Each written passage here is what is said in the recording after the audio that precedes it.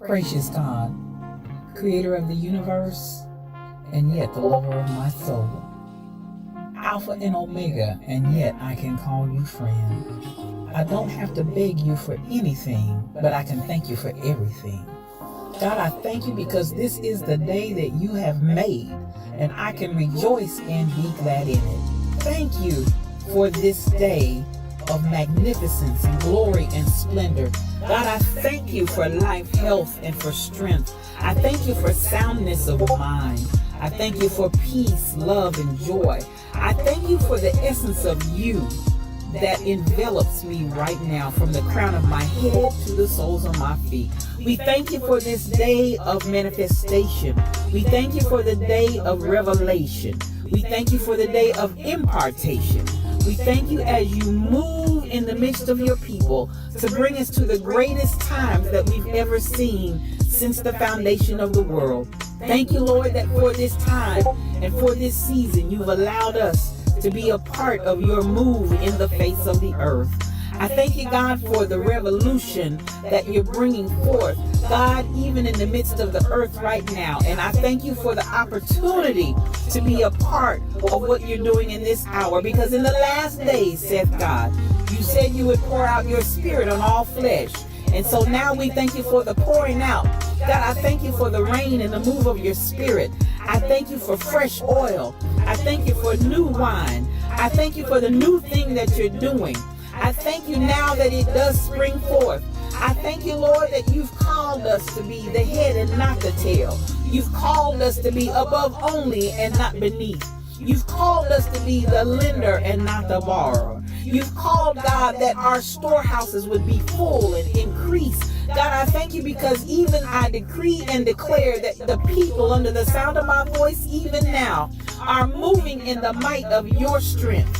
Not by might nor by power, but by your spirit. I thank you for those that are the sons and daughters of God that are called because they walk not after the flesh, but after your spirit. I thank you for the rising up of the people of your kingdom. I thank you that your kingdom come. I thank you that your will be done, even now in earth as it is in heaven. I thank you, Lord, because you are moving in the midst of your people mightily as never before. Raise us up, oh God, to the standard of what you've called us to be. God, I thank you for the standard of greatness. I thank you for the standard of holiness. I thank you for the standard of moving as the sons and daughters of yours, and not as vagabonds, not as those that never knew you, not as those that are confused and confounded, but God, those that know who they are in you. I thank you for the knowing. I thank you, God, for knowing you. I thank you for knowing your presence. Thank you for knowing your Holy Ghost power that gives us the ability to be successful. Your anointing that gives us the power to rise up and be called blessed. Thank you for that is in us. Thank you, God, for all things that pertain to life and godliness. Thank you because we are not confused.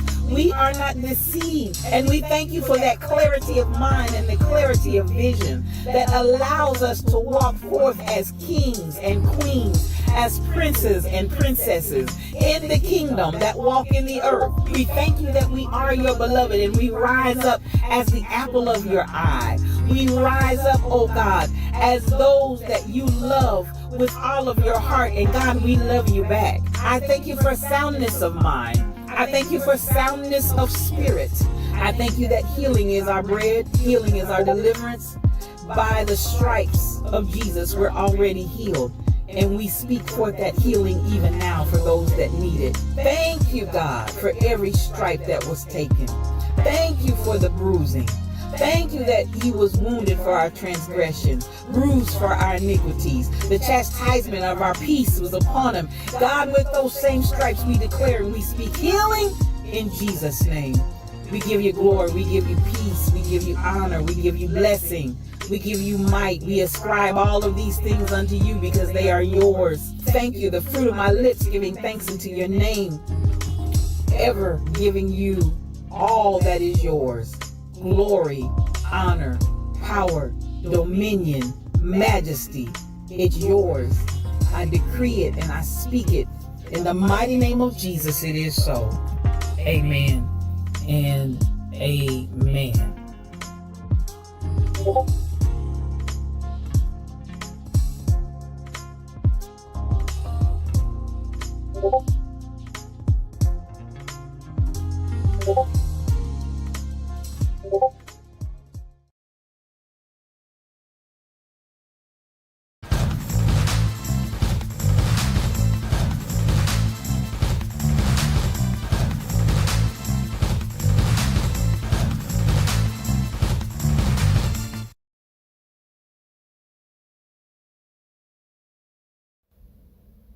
Thank you for the sub. We're building something. Good morning, good morning, good morning. Listen, it's another day's journey and we're glad about it. I was distracted because I want to read this comment that Flirt just put in the chat. Spiritual thought leader, my house caught on fire Sunday and I got burned all over my body, but I got all out and put the fire out. We got our lives. Had emergency surgery last Tuesday. The microwave exploded and we was in my kitchen cooking and it exploded in our face. God allowed me to get out. Nothing but God. I may be burned, but I'm still alive. Children. Oh my and God. Come on in here, because this is the way I feel about that. You don't have the words. Let your feet speak for you. This is for Flirt. You got to learn how to let your feet speak for you. This is for Flirt.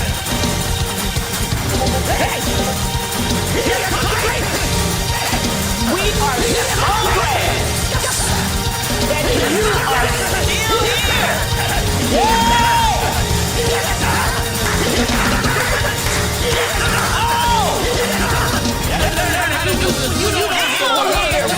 Still here.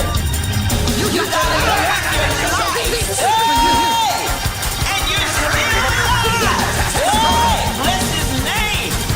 Hey, God speak healing. Healing to your body. Healing to your body. Yeah.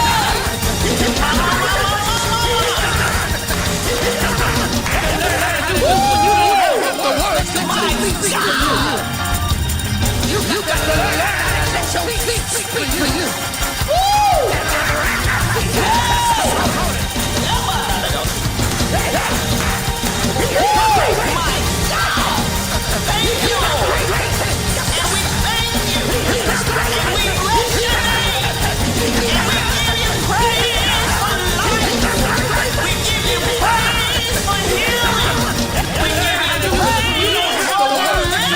Speak for you.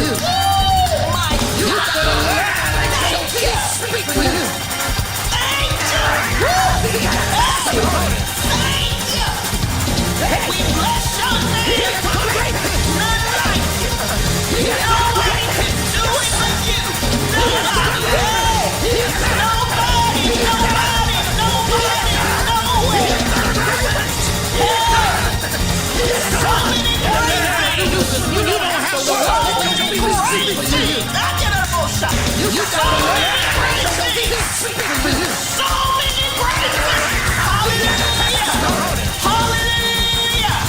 Hallelujah. We give you praise. We give you glory. We give you honor for the miracles. Signs and wonders. Miracles. Signs and wonders. You don't have the words. Let your feet speak for you.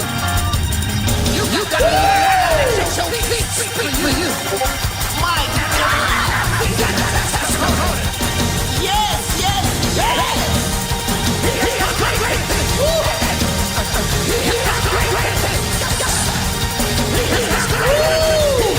Lord, thank you. Thank you.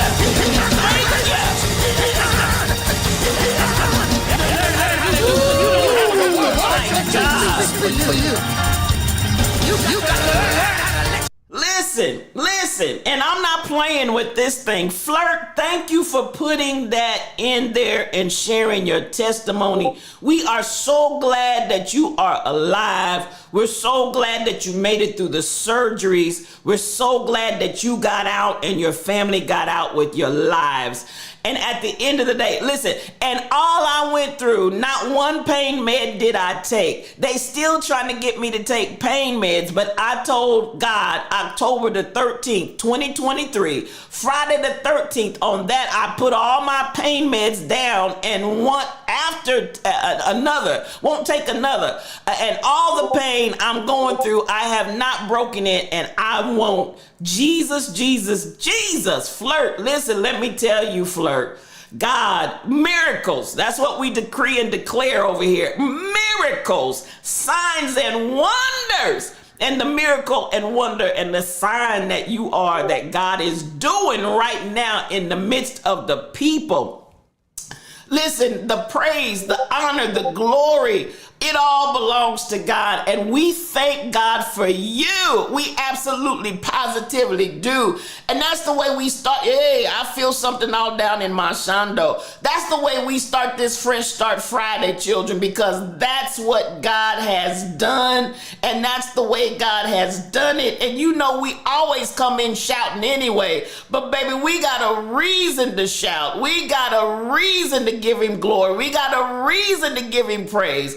And listen, Flirt, you ain't seen nothing yet, because God is raising you up to give a testimony. So many times we talk about the three in the fiery furnace, and we talk about it almost as if it's cliche. We talk about it and preach about it, and we get happy without really any presence of mind to the reality of how that can be. But even when I hear your testimony this morning, how the Lord brought you through, and even the burns over your body, even the surgeries that you've gone through, but God, I promise you, God is getting ready to use you in a mighty way as a testament and a testimony of how his healing hand, even in the midst of a fire, we ain't talking about just talking about a story, but I'm talking about been there, done that, but delivered. That's what God is doing in this house.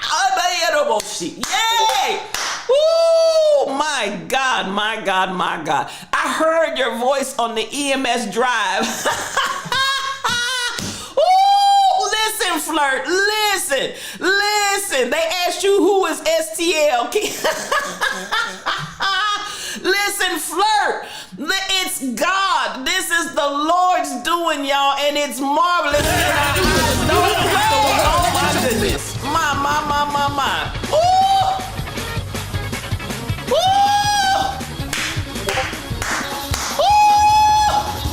Hey! Oh, my God! Ooh, Jesus!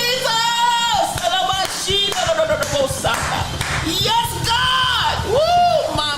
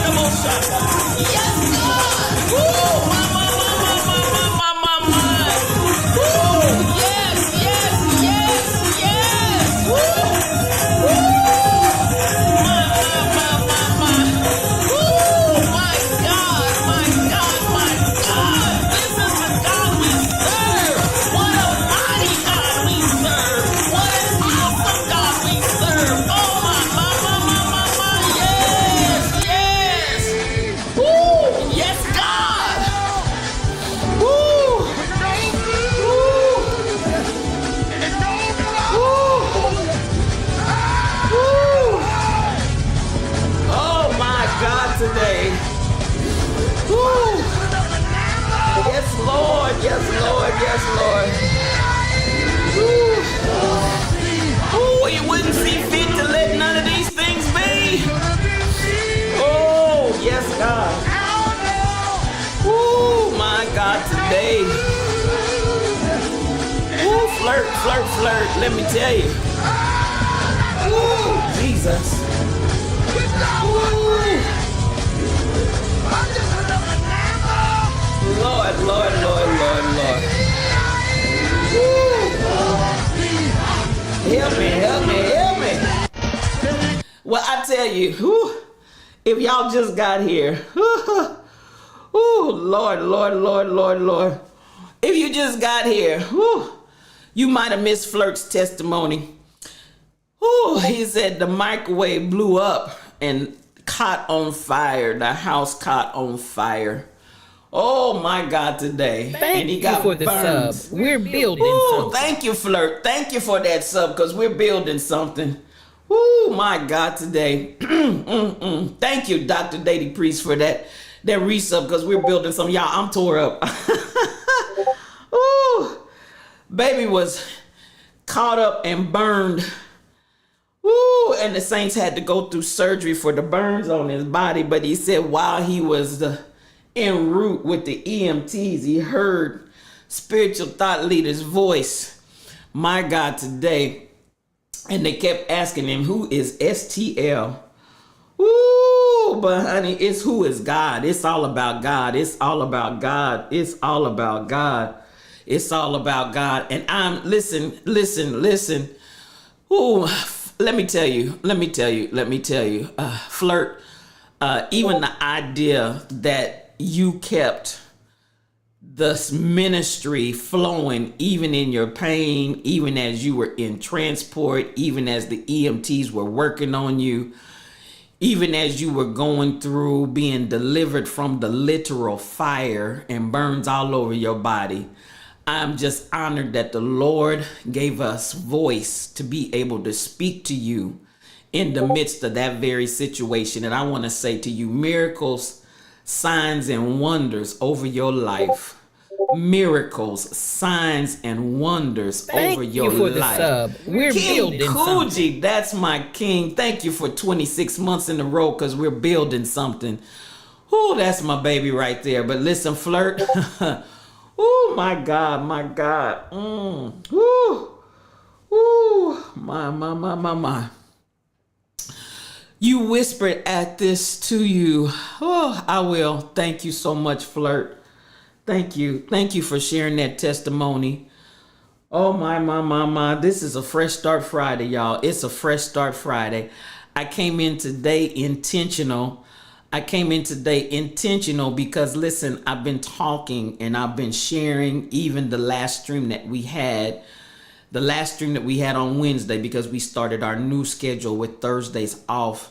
But on Wednesday, we left out of here saying, I am an influencer. I am an influencer. I am an influencer.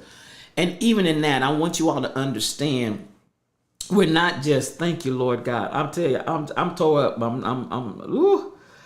But I'm not just an influencer over money and material things. I'm not taste and see how great our God is. I'm not just an influencer over material things. I'm not just an influencer over success. I'm not just an influence over all of these things that the world counts great, but I'm an influencer in the EMT presence of physical illness, in the face of physical adversity, in the face of life and death, in the face of burns all over my whole body, in the midst of my microwave exploded and my house caught on fire, but we all made it out. I'm an influencer. And I want us to understand, my God, I want you to understand, my Lord Jesus, I'm just so full. I'm trying to pull myself together. But even this morning, Flirt, in my worship, I was just telling God, I said, God, I'm coming into this stream into Idaboshe. Woo! Woo! Thank you, Lord. Oh, Mama Ndiere Roshiki. I'm coming into these streams even more intentional. I'm coming into these streams. I'm very intentional about my movements right now. I want y'all to understand that I'm very intentional about my movement right now because I understand it. Woo.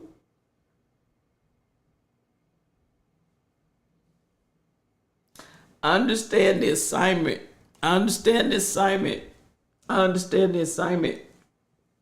I understand the assignment. I understand the assignment. Flirt, it's not by accident that you came in this morning and gave your testimony.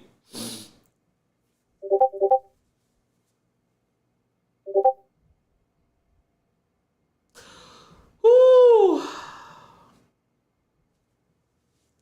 It's not an accident. Ooh. It's not an accident. Ooh. It's not an accident. Ugh. It wasn't an accident. Thank you for the sub. We're building something. Ooh. Stacy 546, thank you for that resub. We're building something. It's not an accident. It's not an accident that the stream was streaming when the EMTs were working on you. It's not an accident. Even as they asked in the midst of your injuries and them treating you, who is STL? Who is STL? Who is STL? Y'all understand this ain't no ego trip I'm on right now. This is not an ego trip. This is understanding the assignment and understanding the power of our words and the words that we speak. They are spirit and they are life. When you speak, and that was even, I'm going to tell y'all, that's the thing that I came in to say this morning.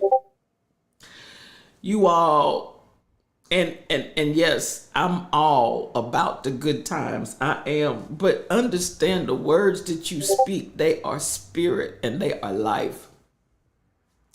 So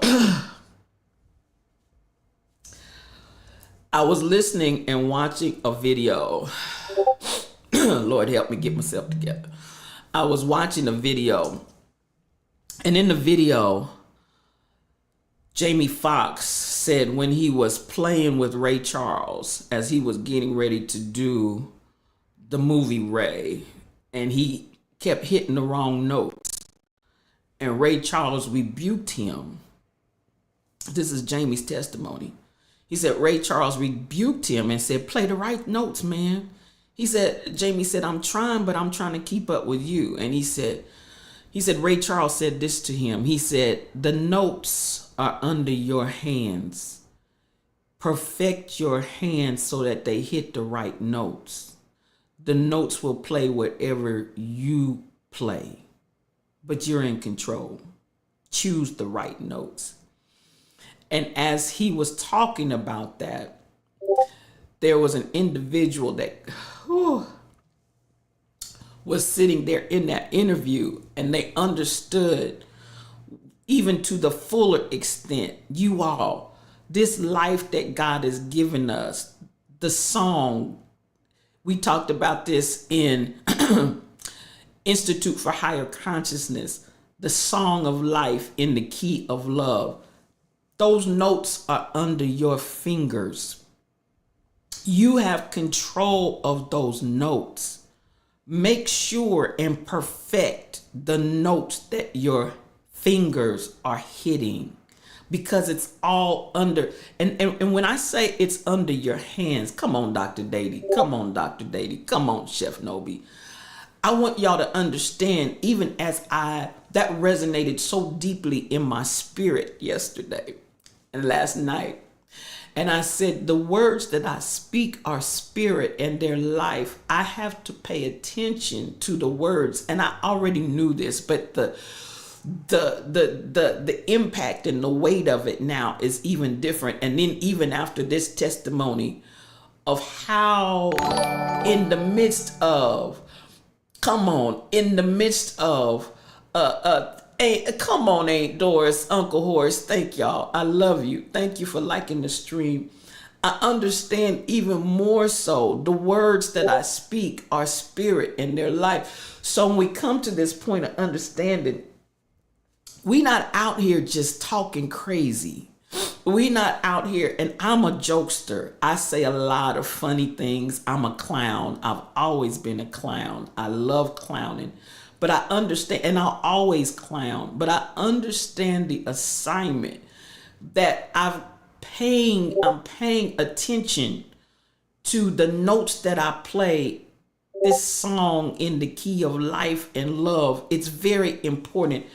When I hear this baby say, as he was being treated by the EMTs, that he was listening, and they kept asking him, who is STL? And he just kept listening to the stream with burns all over his body.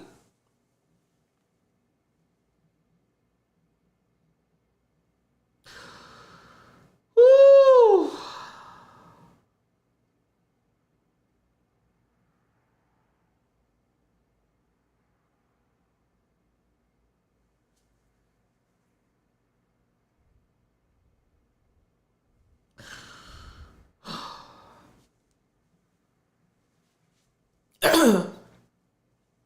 We're influencers. We're influencers. We are influencers. We are influencer. I am an influencer. You, and this isn't just me, it's you. That's why we've been talking about kingdom. That's why we've been talking about dominion and authority, because that is the thing that God gave us. God didn't command us to do all these other things that we've brought in through religion. God didn't command us to do all of the stuff, so much of the stuff that we want to saddle people down with and tell them you got to do it, and you got to do it this way. And if you didn't do it that way and the other way, you don't know God. Babies. I'm going to tell you something, because I'm on assignment. I understand the assignment. My sister has been very powerful in this, and I want to say, Flirt, my heart is just overwhelmed with love and appreciation, and you coming in and just sharing with us this morning. And we're going to continue to pray, but I decree and I decree and I declare your body is healed. Those wounds are healed. Those burns are healed. And God is raising you up to be an awesome witness in this hour and beyond, as a mouthpiece, as a voice. And you don't have to change who you are. God's going to use you, and God's going to manifest through you. And that's the thing I want you all to understand. God knows what he put in you, and God knows who you are, because he made you. He made you. You don't have to change one thing about yourself. Let the God that made you and deposited within you release those deposits on the earth with dominion and authority, because that's the one thing that God commanded us to do, to have authority and dominion over the earth, over the environment, over the things that are going on in the earth realm. That's what God commanded us to do. I'm going to say this, and I won't name the individual, but they're in here on, and I'm not please, I don't even need to keep qualifying. I'm not in an ego trip right now. I'm telling you what God is doing in this hour. I had someone that had a terrible case of insomnia that they had been battling for several days, and had done everything that they could do to deal with that insomnia, and the insomnia just would not go away. And so I had come in from work, and they had reached out to me, and they said to me, listen, I have got to get some sleep. I have got to have some rest. Will you pray? And I typed, I decree and I declare slumber, sleep, and slobber. And when I tell you, the individual came back the next day and began to test,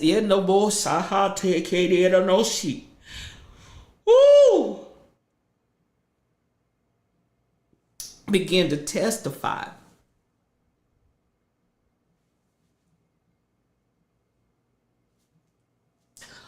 of how sleep came over them and they slept. And they, Stacy 546, I wasn't gonna call your name. She said it was me. It was me. Stacy 546. Woo.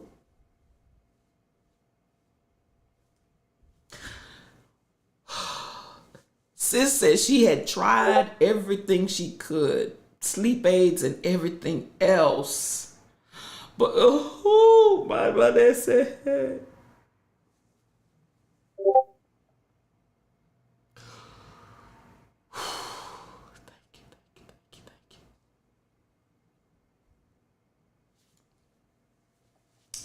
I want y'all to understand this thing is real. This thing is real.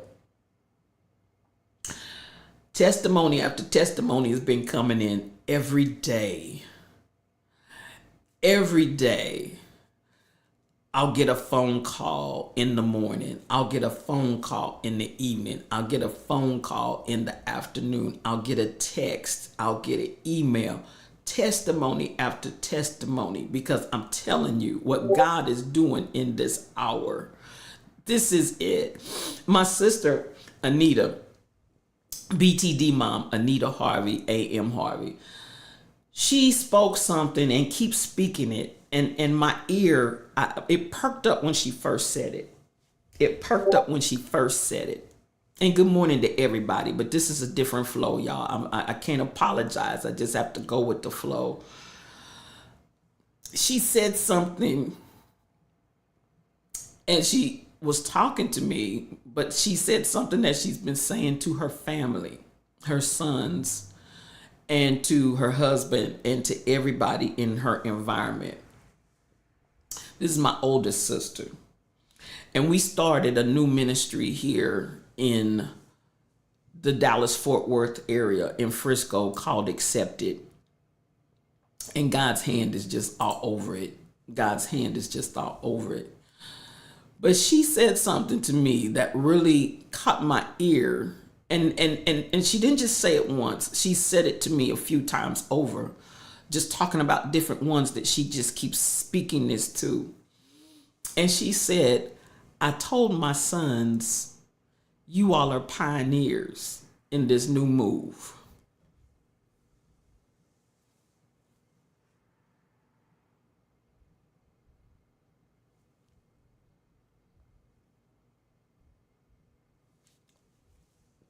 Now, I want you to hear, a lot of times we think our families are the last ones to believe in us. Our families are the last one to understand a prophet is without honor in his own country. We know in this Joseph and Mary's son, the little carpenter out here, at the end of the day, I have to give thanks to my sister who really, and every time she says it, it just does something to me. Not just from the standpoint of somebody that believes in me as a person, but somebody that really understands what God is doing in this hour. This, and even many of you that are here right now, you are pioneers in this move that God is doing. You are pioneers in this move that God is doing. It's not going to look like, because I'm telling you, the door of the old is closing and the door of the new has been opened. I want you to hear me. The door of the old is closing and the door of the new is opening. And this that we're operating in right now is a move of God. And that's why I said, I need you to understand, thy kingdom come, thy will be done on and in earth as it is in heaven.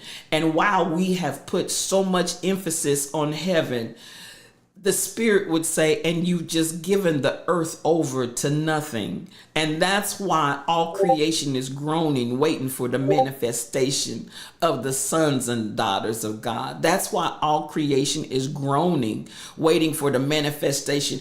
Creation is waiting for us to show up. And listen, can I say this to you? It's not going to show up in the old ways, not even in the old worldly ways. Some of the things that we find ourselves doing, you're still picking up old ways. Listen, that's not even the way the new is coming. You're going down a path that ain't even the way that God is moving anymore. I don't care, in the church, out of the church, he's not even moving like that anymore. So this is the hour where I need all of us to understand the power of this dominion, the power of this coming into the place where God is now. And when I say denounce, I'm not getting ready to get into the all the folks getting churchy and no, that is not where I am, y'all. That is not, I am so far removed from that, because as I showed you all that clip that I shared on Wednesday, that understanding that Miles Monroe taught all the way back in the 80s, y'all. That's how old that clip is. All the way back in the 80s, he understood that kingdom and church are not synonymous, because the old way is completely history. Come on in here, Rebel. It's not. So I need us to understand, like when I talked and shared the idea of what Ray Charles was imparting into Jamie Foxx, you can't just miss and hit the wrong notes and think it's okay. You've got to perfect. You've got to perfect, because it's all under your dominion. It's under your authority. It's under your power. You have the power to speak to the sleepless and those that cannot get rest, and say to them, slumber, sleep, and slobber. You have the ability to speak to a body that's wounded and burned in transport to the hospital. You have the ability to speak to a body in the midst thereof. And even as Flirt from his testimony said, and no pain meds. As we go through what we're going to do, I'm going through and I'm believing God. This is a whole different level. Come on, Psychor Fit. Good morning. And everybody, good morning. This is a whole different hour. This is a whole different element. This is a whole different phase.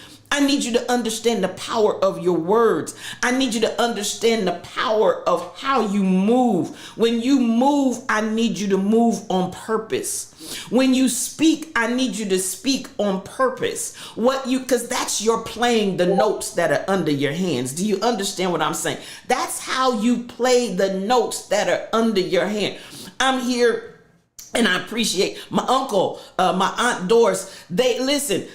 You're talking about people of influence. At the end of the day, you're like, but the old school way, you had to come and you had to manifest in a certain way, in a certain trend.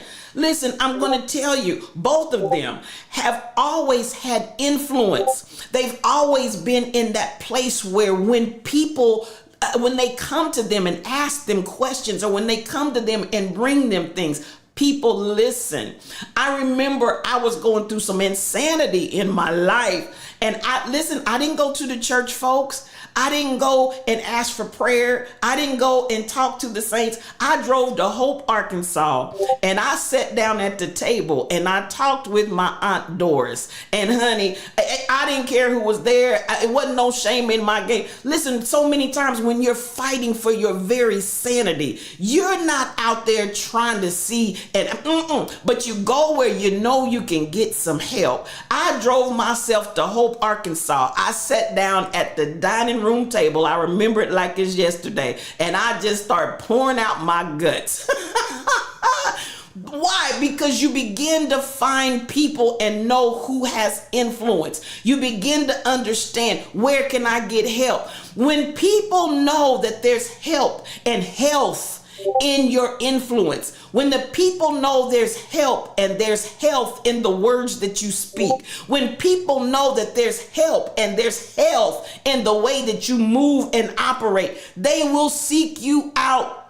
I'm telling you, this is a time where I'm telling folks all over the place, baby, make sure you have a place where you can be inspired, and make sure you have a place where you can be healed. Make sure you have a space where you can be inspired. Make sure you have a space where you can be healed. Make sure you have friends and comrades where you can be inspired, and make sure you have friends and comrades where you can be healed. I need you to pay attention, because the power of what you play, the power of those notes under your fingertips. Do you understand what I'm saying? The power that comes out of the dominion and the authority and the power. I am, you are, we are people of influence. And as we move into the realm of kingdom, not churchiness. We've had church, and what was the church able to do? We've seen the limitation and the restrictions of church. And at the end of the day, I love church. I love church people.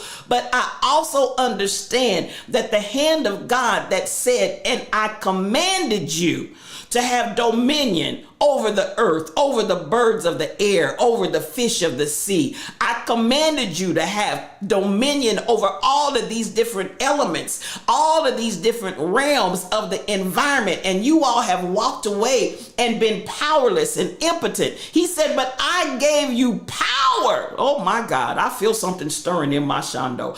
I gave you power to tread on serpents and scorpions. And somebody misinterpreted that and said, I'm going to start a church and start handling rattlesnakes and scorpions and get bit and die and trying to prove to somebody that, no, listen, you've got to understand. Scorpions and vipers, and y'all try to make everything so literal and then get out here and look foolish, trying to interpret what Jesus meant. And at the end of the day, if you'll ever just step back and let God speak to your spirit, that's why we talk about anchoring the core in the Institute for Higher Consciousness. Earth to earth, ashes to ashes, dust to dust. And that's not for when we die. That's for when we as we live. You got to anchor yourself. You've got to anchor yourself to the ground. We've had enough flightiness. We've had enough insanity. We've had enough people out here making up stuff and making up denominations and making up ideas of what God said, making up religions, making up this and that and the other. Listen, I'm telling you, God said, I need you to get grounded and rooted in me, not in what the people say, but I need you to have a relationship with me. I need you to know who I am. I need you to know my face and not my hand. What do you mean, spiritual thought leader? There's a whole lot of religions, and there are a whole lot of denominations. There are a whole lot of faith groups, and they're out there making up their stuff because they want to know God's hand. Gimme, gimme, gimme, gimme. But the Lord said so many of y'all never saw my face. So many of you never ever had an inkling of what my face looked like. And even though there was a time when I said, no man has seen my face at any time and lived, I came to a point where I tore the veil. I came to a point where I sent my son. I came to a point where I said, take the veil away and let me show myself openly. And y'all still won't look at me. You still won't identify with me. You still won't take a look. Am I talking to anybody this morning? You're still looking at my hand. You're still looking at the people. You're still looking at the traditions of men. You're still looking to legalism. You're still looking to rules. And I tell you all the time, rules without relationship lead to rebellion. You're looking to all these things, but I gave you the power. The power is in your words. The power, what saith that the word is near, even in your mouth. But you speak everything else, or you speak nothing at all. For those of you that have been traumatized and been muted, let me stop and speak to you for a second, because it doesn't matter what trauma has happened in your life. Unmute yourself. Unmute yourself. Sometimes victims are victimized, and they identify who they can victimize because they know you won't say a word. They know they can intimidate you. They know they can put you in a position where you'll just be quiet. Unmute yourself. I'm saying to the Black community, we've had enough oppression, and we've had it long enough. Unmute yourselves. Authority, dominion, power. It's time to unmute. Unmute yourselves. But even as I say that, I still want to encourage you to remember, stop playing the wrong notes. Stop. Pay attention. Practice makes perfect. No, it doesn't. Because if you practice it wrong over and over again, you're going to keep playing it wrong. Perfect practice makes perfect. Perfecting practice makes perfect. Because if you missed it once and you keep missing it over and over again, when you get into performance, guess what's going to happen? You're going to miss it. But I need you to keep perfecting as you practice. And the insolence, because actually Jamie Foxx said some flowery words, and he said he was quoting the way Ray Charles said it, and it was flowery. He cussed the brother out. Hit the right notes, man. Hit the right notes. Pay attention. Don't be out here loose like a cannon. Pay attention. And he was insolent. He was irritated. He was stubbornly telling him, you're not going to come up in my presence. You're not going to come up here and lower the bar and just play anything. And I want y'all to hear that. You got to raise the bar to where it belongs. Now, I'm telling you, listen, you literally had about 15 hours of sleep in the last 20 days, and you tried everything, spoke and slept. Come on.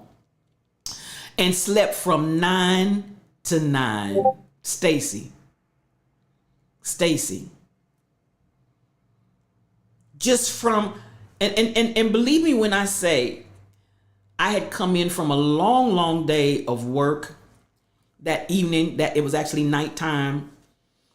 And when she reached out to me, I just typed it. But I typed it in all bold, italicized letters, because I was speaking that thing. You shall slumber, sleep, and slobber.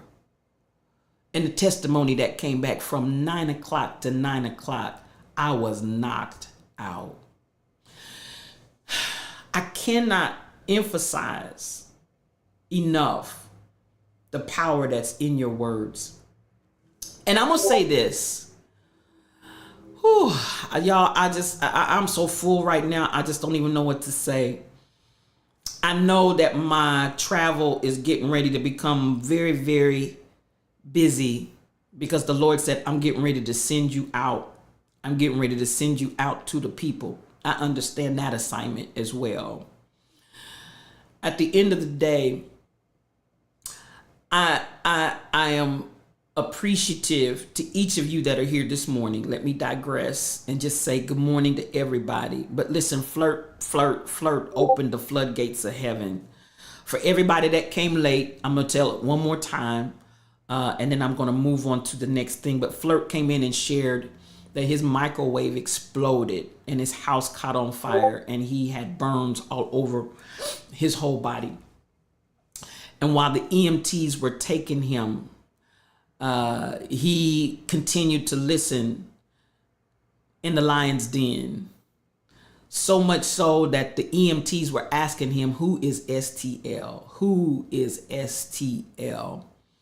And as we begin to say, we are people of influence, and how God he had to go through surgery. And we're speaking and declaring continued healing over his body. But when I tell you all, I even this morning, I came in before I got here, and I told the Lord, I said, I'm going in intentional.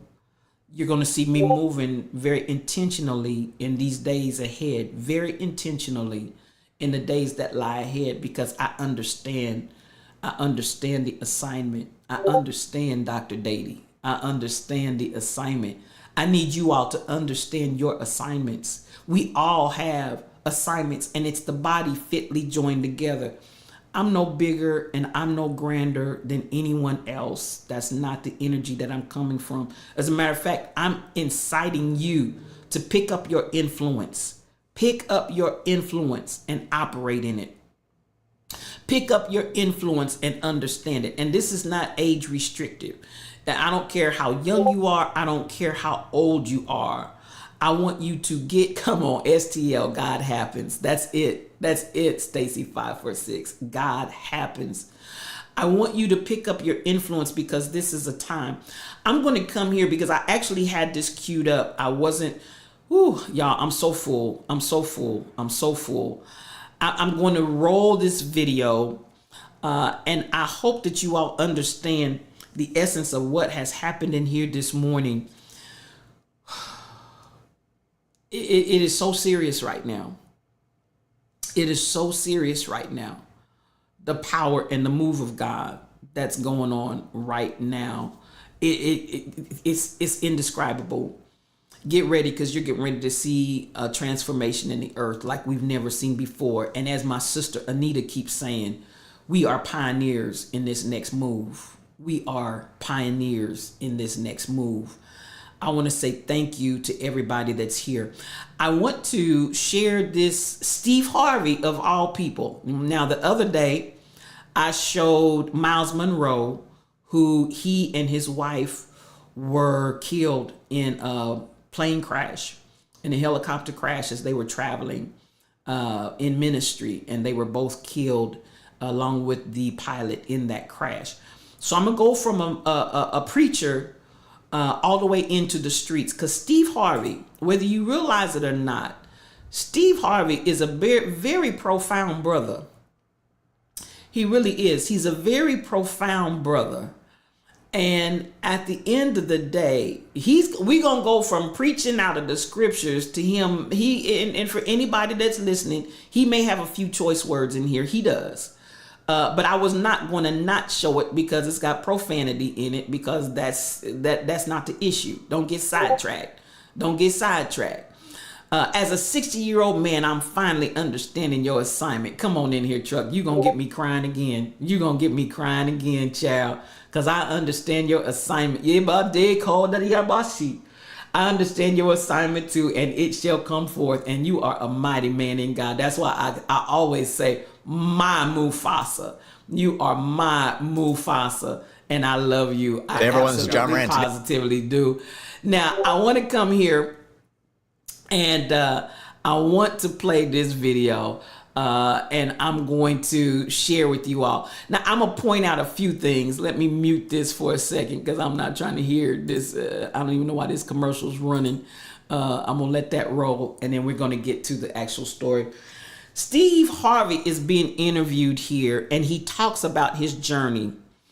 And I want you all to understand something. And Anna Joe Jones, good morning to you. So much mad love to you. Thank you for coming in the Lion's Den today.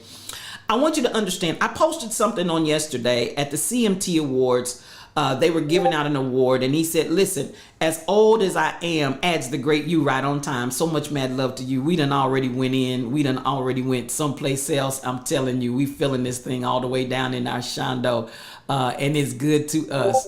I'm getting ready to roll this footage and let it go.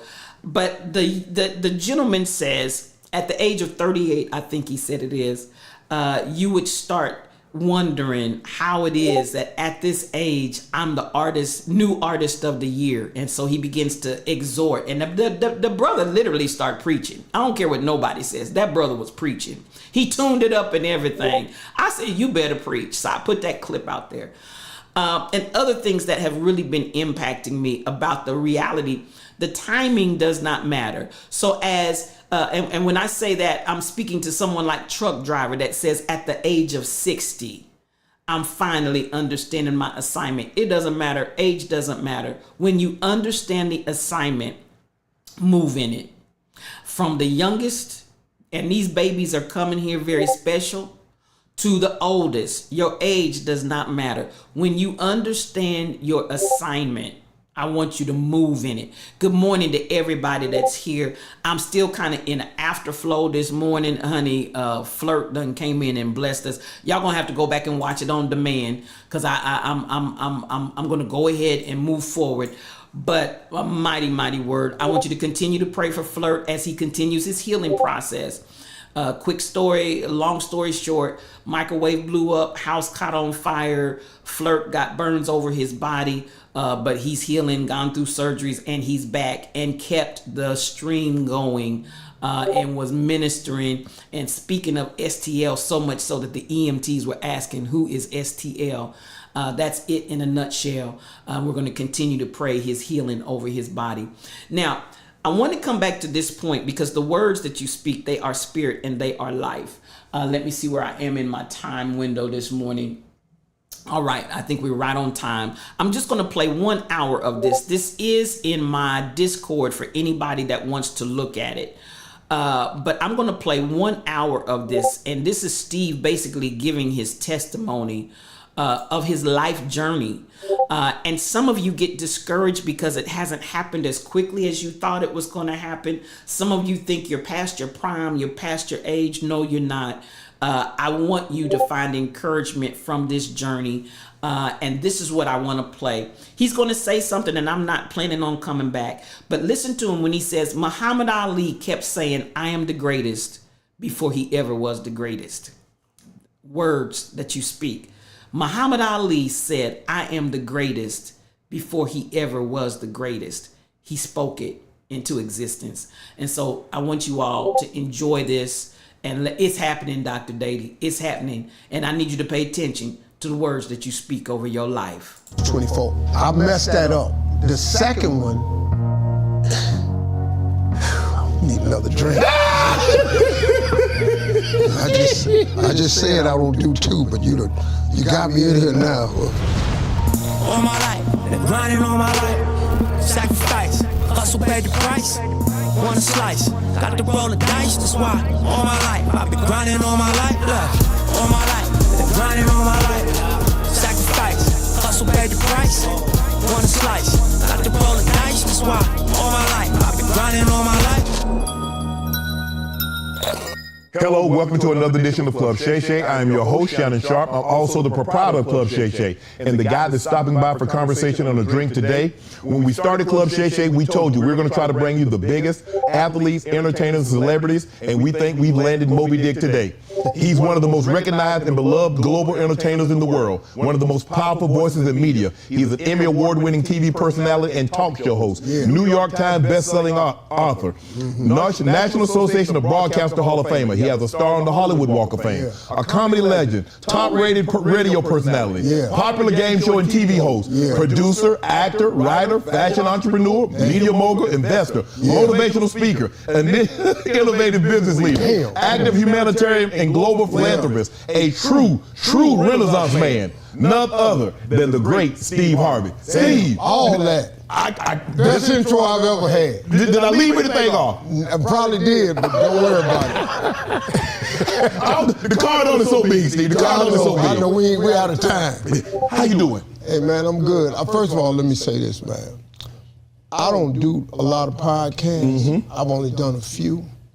But when you called, man, I had to do it because of all the people on television, your commentary, you're the one dude that thinks just like me.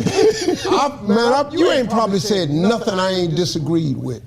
Nothing. I like your your honesty, your forwardness, man, that country-ass baritone, that you be mispronouncing words. Me, you, and Perkins. Me, you, and Perkins ought to have a podcast. Talking about, yeah, they said it. Steve, I know you. Health is wealth, and you're doing the right thing. But would you grace me and have a drink with me? This actually is my own cognac. I actually do that. Don't worry about that. Pour that in there. I drink a little bit of that. A little bit? Yeah, I ain't gonna be drunk. No. We're not gonna be drunk. No, we're not gonna be. Yeah, I ain't never been drunk before in my life, man. That's a good thing. Yeah, I've never had more than one drink. That's a good thing too. My brother. To all the success. Yeah. Thank you, bro. We're gonna send you here. We're gonna send you away with a bottle of this. Oh, that's smooth. You know, all we need now is a cigar. Yeah, that's all right. I appreciate it. No, that's pretty good, man. So how have you been? Man, I'm good, you know. Working on my health, man, most important thing right now. I'm good, man. I really can't. You know, I've entered a new phase. Okay. I was out the country recently, and I was kept talking to God about these deals, you know. And we get right to the edge, and we almost get there, and something would happen. Then we almost get to another one, and something would happen. And then I just figured it out, man. God said, I want you to go home. And I came back out the country, and I just went home. He said, I know you're asking me for a lot of stuff, but I want you to just take a minute and look at everything I done gave you. Look at everything I done done for you. Now just let me know you're all right, and then we'll go from there. Right. But I had to come home, man, for the past couple months and just look at all he done for me. I'm good.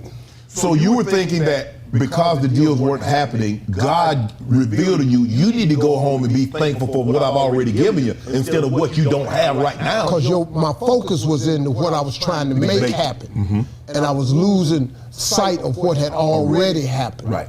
And if you want more, you got to be grateful for what you have. But I was so busy wanting the more, Right. I forgot to focus and take a look at what he'd already done. Right. I came home, man. I went home, sat around my house for a while, went down to my ranch, did some fishing. I looked at all that space and stuff, and all of a sudden I realized, I said, man, I'm really good. Right. I forgot. Okay, God, I see what you were saying. Right. Yeah, he'll give you some more. But Be would you appreciative of mind? what you have. Would you just please be a little bit appreciative of what I've already Right. done? You mentioned your health as well. And I see you, I follow you, and I see you exercising, I see you eating right. What was the turning point that you said, you know what, I'm healthy, but I believe I can do better. I can be more healthy. Well, you know, man, I had a couple of health issues, man, that Okay. I discovered. I'm 66, man, Okay. so I got to looking around, man, and I had high blood. I had this thing called Sjogren's, which is an immune disorder. Okay. You know, I get my blood work done about 4 times a year. Okay. My white blood count was low, couldn't get it up, and then I was struggling with sleep apnea. Okay. You know, I was waking up in the middle of the night. I had all this going on, man, and I said, wait a minute, man, hold up. I got to do something. So I went to this company, man, and I found this brother who was one of the top nutritional scientists ever come out of Harvard, named John Lyons. Okay. And I went to him and I said, hey, man, I found out that drinking green drinks is really good for you. Right. But I just can't gag it down every morning. You know what I'm saying? Kale, like, shit, I don't really understand. It's Kale. awful. It's not in the Bible. It's not, kale is for 4-legged animals only. You gotta have short, square teeth that's blocked at the top. Cause you gotta get that kale in your mouth and work with it. Yeah, You gotta have yeah, extra. yeah. And I just gagging it down every morning. I said, hey man, can y'all come up with a green drink for me that tastes good? And so we formulated about a year and a half. It did a lot of tests, and finally we came up with this product called the Elevate You, this delicious green drink, and I started taking it. Okay. I started feeling better, and it actually gave me more energy. So Okay. then Right. I was able to get in that gym, Okay. and I could start addressing some of these real issues. And right now, man, I'm getting there, man. You said that you were struggling sleeping. Was it because you have a hard time? Because I think people that are successful really have a hard time turning their mind off. Boy, They yeah. constantly thinking. They constantly like, I need to do this, I need to do Right. this, I need to do this. And so the mind is constantly focused. It never relaxes, so you can't sleep. That's exactly right. That's exactly it. And the whole thing is you got to turn your mind off. Yes. You know, they come up with stuff like melatonin or something Right. like that, and then they got a little thing called LDN Right. and all this here. But really, man, when you hustling and grinding, Yes. that's a cost for everything. Correct. You know, you don't get to where we are, Right. people like this. You don't get here free. Right. This come with a cost. Right. And it's gonna cost you a lot of free time. It's gonna cost you a lot of your time. And that's just it. You know, people, they got mad at me one time because I did drop the video where I was talking about if you want to get rich, you can't sleep 8 hours. Right. And then here come all the haters online talking about Steve Harvey prefers wealth over health. No, I don't. I would give anything to be fully healthy. Right. But at the same time, if you're trying to get it and talking about to really have it, you got to lock and load, man. Right. You ain't if you sleep 8 hours, you sleep a third of your life. 1/3 of your life is spent sleep. Now you tell me how you gonna get successful in the United States of America and you sleep a third of your life. Help me understand that, how that's possible. Then they come, well, Oprah sleep, Oprah billionaire. Right. But Oprah didn't sleep like that trying to accumulate that. She could sleep, she probably sleep 20 hours a day now. She can stay asleep. She can be real Van Winkle. Oh, she ain't got to wake up for, Oprah can lay there probably about 4-5 years. Wake up, still have plenty of money. Right. I sleep 4-5 years, man, I got to start over. You from a small town in West Virginia. Yeah. What was life like growing up in that small town? How long did you stay there? Until I was 5. Okay, so you didn't spend a whole lot of time there. Then you moved to Cleveland. So most of your formative years, what you remember is in Cleveland, correct? Right, but that farm, because every summer I had to go back. Oh, okay. And work the farm with my uncle and grandfather. Okay. Because we had raised 2 hogs, Right. and we killed them in the fall, Right. so we had to go back. And in the summer, I had to go work all the crops, because that's what we ate, because my daddy was a construction worker. Right. So my father couldn't work in the wintertime. Right. So we had to go down here and kill these 2 hogs and get all these crops from the summer, put them in the salt house and all like this. Yes. And that was work, man. You had to work. So I really learned a lot growing up in the country. But then I was a city boy too, so I had the best of both worlds, man. I ain't flush a toilet till I was 5 years old. I ain't know what that was. Right. I ain't know you could cut your faucet on in your house. Right. So I learned a lot. I was poor, but I didn't really know it. Because everybody around you was poor. Everybody went to the bathroom outside. Yeah. Ain't nobody had no water faucet.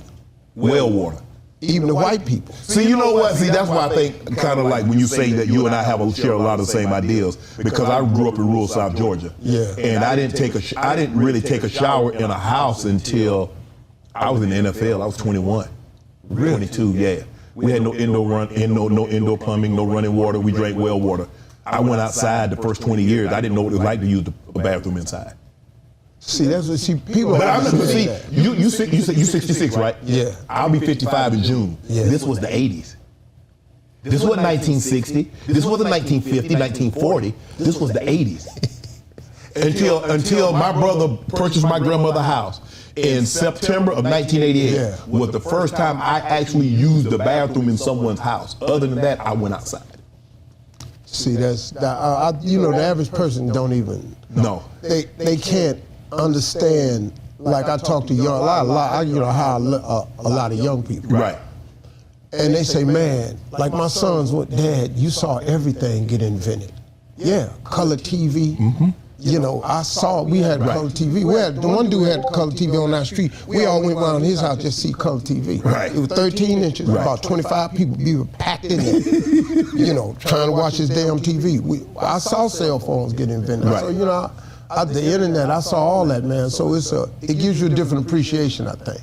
You said that you had a speech impediment when you were growing up, and that you had a teacher that said you weren't going to make it because you stuttered. Yeah. And there's someone in your community, someone in the deli that says, slow down, say what you want to, take 3, and then start over again. How did that make you feel when you she crushed I'm a kid, and she already crushing my dream. She's a teacher. Yes! She's supposed to lift you. This dream killing her. I said, what kind of, I said in front of class, because we had to write an assignment, what you want to be when you grow up. Okay. The first day of school. Right. 6th grade. And I want to be on TV. She called everybody's name, had them stand up, then she made me come to the front. I go to the front, I think I'm finna get a gold star. I got the best answer in here. Right. Because I knew all my answers was better. Because Lonnie Cage had wrote on his paper he wanted to be a doctor. His ass couldn't even read in the reading group. So I don't know how Lonnie gonna be no damn doctor. This has got to be. So at least I wrote something that had a chance of happening. Lonnie ass got about a bigger chance of being a doctor as I got to walking my ass to the moon by Friday. So when she called me up there, man, and she said, why did you write this on your paper? And I said, because that was our assignment for today. Right. And then I had a little stuttering problem, so I was stuttering a little bit. And she said, "Who do you know on TV in this neighborhood?" And so I started, by the tone of her voice, I could tell that this wasn't going the way this wasn't feel bold gold star moment. Yeah. This heifer was trying to break me in front of these kids. Right. And she was doing a damn good job. Right. Too. She was crushing me. Who in this neighborhood ever been on TV? Who in your family ever been on TV? Who in this school been on TV? And what make you think you can be on TV? And look at you standing there, you can't even talk. And you write something more reasonable on your paper. She crushed me, man. I said, damn, this is a teacher. Right. You know, this is in the 68, man. Right. I'm sitting there looking at this lady like, God, dog. But I kept my paper and took it home. Right. And my mama said, your daddy gonna beat you when you get home for being a smart aleck. Because she'd call home and said, your child is a smart aleck. Right. Because I wanted to be on TV. Everybody else, basketball player, football player. Right. I don't like tackle. Right. I ain't like it. You know, you throw me on the ground, I want to fight. You know, I ain't good at this. Right. So when my father came home, she said, Slick, this boy been a smart aleck up at the school. And he said, well, what'd you do? I said, I wrote on the paper I want to be on TV. My father said, well, what's wrong with that? And I saw a little glimmer of hope because I wasn't going to get this ass whooping I thought I was going to get. He said, well, your boy can be whatever he want to be. And it was like, I thought I was finna get executed, you know. Because when my daddy came home, it was time for that. He was the executioner. Right. My mama was a judge. She handed down the sentence. My daddy was the executioner at the house. So I'm finna get executed. And being when he said that, the red phone rang from the governor's office. You got a reprieve. That was a reprieve. And he said, you don't worry about that. You keep that paper and you read your paper every morning, every night. And I did that. I kept that paper till I was about 27 years old. And then I got in comedy at 27. I didn't get on TV till I was 38 years old. Wow. So in school, were you a good student in school? I don't know. You paused too long with that. Yeah, I was trying to figure out I was there. I had perfect attendance. Because missing school was I would get murdered. Right. My father, mother, they didn't play that. But you had to work. If you missed school, they put you in the field. You wasn't sick. You couldn't stay home because you were sick. You had to work. Sick? Yeah, you had to work. What do you mean you sick? Get your ass up to school and learn yourself something. Right. I couldn't be sick. Right. Went to school, wasn't a good student, man, because I just wasn't interested. Right. And Were you a class clown? Not at all. Not at all. Because a lot of times, Steve, you know how it is. They call it bullying. We call it picking. Oh, he picking at such and such. Did kids pick at you because you had this speech problem? I had a stuttering problem. You can't have a stuttering problem at no public school in Cleveland. Oh, man. And then big little boy with some stuttering problem. I come in the room and they have my silhouette on the chalkboard. They have my nose and then my lips would go all the way to the other end of the chalkboard. And they say, Steve, guess who that is? I know who the hell it is. And, you know, and then they talk to me and they go, look, listen, tick. So I took a speech impediment, a speech therapist came. Right. And that's when I knew I was in trouble because speech therapists, for people who stutter, they've never stuttered, so they can't fix a stutter. Right. So they give you these dumbass the drills. Yeah, avoid words with PR in it. Right. Avoid words with ST in it. My name's Steve. Lady, where are we going with this now? So now I gotta avoid my own damn name. Right. Now I'm sitting here, man, trying to. What's your name? And man, it was just a disaster, man. I got picked on a lot, and then, but that's why I started my wit at, because I had to develop comeback. Yeah, you had to because I was the target all day. Right. And so when we went to the basketball court, that's the one game I could play was hoops. Right. Because I had hops. I was real thin, but Lord have mercy, I could fly. Okay. But I would go to the court and stand behind the chain link fence. And I'd be talking so much trash, I would put my lips up against the chain link fence and nothing be out there on the court but my lips. And I'd be talking much trash, man. Right. And everybody be dying laughing. And that's when I learned my first lesson of how to study the room. I was talking about this dude so bad one time, he got tired of me. And he said, hey, little man, keep on. I'm gonna hurt you. But it was some girls watching. You can't let it go now, Steve. So now I got to go hard. Yeah. So now I'm pressed up against the fence. Now I don't see he done loop round. I'm watching the game. I'm looking for him. I don't see him. I didn't know he had looped round behind me. When I realized where he had his whole hand against the back of my head. He was pushing my eyes and everything. Everything was through the fence. Oh, that dude was hammering me, boy. He got me good. And that's when I first learned, okay, you got to learn how to read the room. Right. Because all these jokes. And that was the beginning of it, was talking trash. Right. So you're in Cleveland, you're going back, but you're basically the majority of your years is in Cleveland. What was it about Cleveland that helped shape young Steve into what we see? Cleveland hard, man.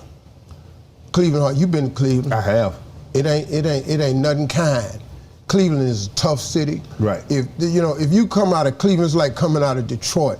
If you come out of Cleveland, you can make it. Right. You look at the dudes like Arsenio Hall, right. Drew Carey, cats like that come from Cleveland, man. Arsenio's daddy was a minister over there because he went to John Adams, I went to Glenville. We both went to Kent State. Okay. And it's just a hard place, man. It was a lot of gangs, but it wasn't gangs like today. Everybody was in a gang because we had to cover each other when we walked to school. Right. So we was, the Jets. And we had to cross Pee Wee Marquis, the Delamore's, the Devil Disciples, Lord Noble Prophets. We had to cross their territory to go to school. Right. So it was a track meet. Right. All the way to school and all the way back. And you had to have your dudes with you. And then, we ride our bikes down to Edgewater Park and fight on Saturdays at the church parking lot. You bring 6, I'm gonna bring 6. Now if you bring 6, you stupid. Because I'm gonna bring 9 too. Whatever the agreed number was, it ain't gonna be that. I padded it. Right. We go down there, so everybody in my neighborhood had hands. Right. We threw hands, man. Everybody could box. That's what got me in Golden Gloves, all like that. And it was just my father's rigid upbringing, man, about manhood. Do what you say you're gonna do. Be honorable, be tough, and never quit. And then my mama was a Sunday school teacher. Okay. So that combination of faith and my daddy's work ethic and manhood combined, my mama was never prayed, boy, pray. Right. Go to church. Love the Lord. The Lord ain't gonna leave you. That my mama just ingrained. Did you that understand that what she was saying when you were that young? Because a lot of times you don't realize what they're saying is so impactful until you're much, much older and they're gone. Of course not. I didn't get it. I thought all this going to church, why are we in here? Right. Monday night prayer meeting, Tuesday night Bible study, Wednesday night choir. What we doing? What we doing? I got so sick of, I was so sick of going to church. I asked my big brother one time, I said, hey man, let me ask you something. How hot is hell? Because if he could have gave me a number that I could work with, like 126, I was just gonna go to hell. Right. Cause dog, I ain't on the sports teams or nothing, cause I'm at church all the time. Right. But I didn't get it. I didn't really get it until I was homeless. I didn't really get it. And everything she said to me, I heard it over and over and over and over and over. But as you right, as a child, no, man, I didn't get it. I ain't see it. You say you went to Kent State. Why did you go? And you said about the guy that was saying that he wanted to be a doctor. You had told me that you weren't a good student. No. Why would you go to college if you're not a good student? Hey man, tell you the truth, my best friend, Ricardo, I heard he was going to Kent State. I didn't even apply for college. But see, Kent was where they had killed the 4 kids. Right. The National Guard. Yeah. So a lot of blacks quit going to college down there. Right. So they had this thing called Cleveland Scholarship Program that would give you free room and board if you went to Kent State. So he had signed up for that program. So when I found out he was going, I had no ambition of going to college. It never crossed my mind. I was going to work construction with my daddy, just like my 2 brothers. That's why I was going to be a construction worker. Right. And every summer, when I was in high school, I worked construction with my daddy. That's when I knew this ain't for me. No, I got to do something else. That's hard work. Boy, this standing out on this bridge. It's hot. With a hot tar mop in my hand. I said, no. I'm gonna go to college. But I went there, I didn't have no study habits or nothing, man. Right. Because I had worked all through high school Right. at Pick and Pay and grocery stores and stuff like that. I had a bike. And when I was a senior, man, I had enough credits where I was through with school at 12 o'clock. Right. At 1 o'clock, I was on my job. Well, dang, how you done? Because I wasn't done with my college. I wasn't done with high school at 12 o'clock. I ain't having no credit. And I was an okay student. I wasn't great. But you did enough. You did so. You applied. It was you didn't apply yourself. You were a good student. You didn't apply yourself, did you? I was a better criminal. You talking about cheating. Boy, I knew who to set next to. We had systems. Right. I'm going to graduate. Right. Because we had systems. Right. You know, we was getting tests. I was doing everything. I ain't going to lie to you.